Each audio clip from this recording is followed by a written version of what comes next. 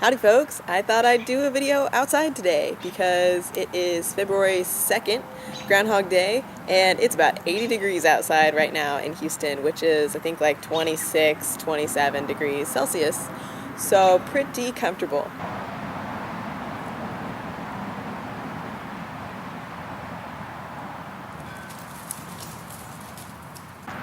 Hey, Nederlanders, I hear your queen is abdicating.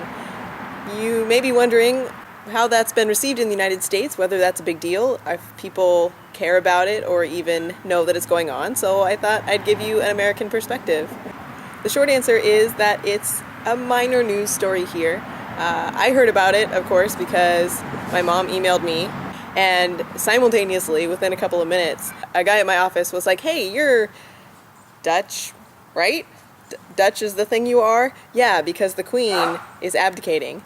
And then later in the day, as I was driving home from work, I heard on the radio news, just the public radio that I always listen to, there was maybe a 3 or 4 minute story on it, and it was just kind of a light, oh, here's an interesting thing that's happening in another country that's not people killing each other. So it was maybe some good international news, or at least, neutral international news for once. And that's all I've heard about it, except for talking to my mom about it a little more because I was confused about the abdication rules and whether Maxima would be queen and why Prince Klaus was not king and all those sorts of things. So my mom explained that to me a little bit, and I learned a new word, Amt. I did not know that word. I'd heard the word ambtenaar before, but when I watched Beatrix's speech, she said Amt a lot, and I had no idea what that word meant. So now I know a new word in Dutch.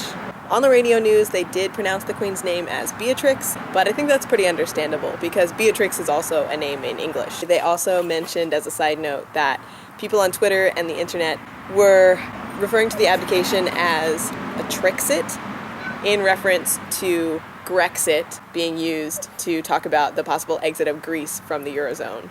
Trixit. Have you seen that? Is that a big deal? And I also saw a post on Facebook that was Willem-Alexander and had it was a photoshopped thing where he was holding up a sign that says, if I get 1 million likes, my mother says she'll make me king. So that's my American perspective on a Dutch event. So now I'm curious to know the Dutch perspective on an American event, the Super Bowl. Now, I'm not going to say that the Super Bowl is as important as the succession of Dutch royalty. It's just different. But it's also a big thing that the entire nation knows about and is talking about. If you've never heard of it, the Super Bowl is the big championship game in American professional football. And now that I've said that, I realize I'm going to get tons of comments, probably about how that's not really football. Okay, we call it football. I'm sorry. The Super Bowl is a huge event in the United States. Tons of people watch it on TV, people have parties to watch it. The tickets, of course, are very expensive and very difficult to get. It's in New Orleans this year. It might be the biggest television event of the year, I'm not sure, but I could believe that it is. As for me personally, I follow football a little bit, but I don't have a favorite team or anything that I root for. I just enjoy watching it during football season. But I also feel a little bit uncomfortable watching it because this is probably something that you definitely don't follow in the Netherlands, but maybe you do. All the stuff that's been coming out lately about concussions and really serious injuries, especially lifelong injuries that happen to professional football players. But I do enjoy watching football, and I will be watching the Super Bowl. But also, I'm watching for the reason that probably half the people in the country are watching, which is the ads. The ads are maybe the biggest cultural aspect of the Super Bowl. They are the most expensive ads on television. They go for millions and millions of dollars. It's an insane amount of money.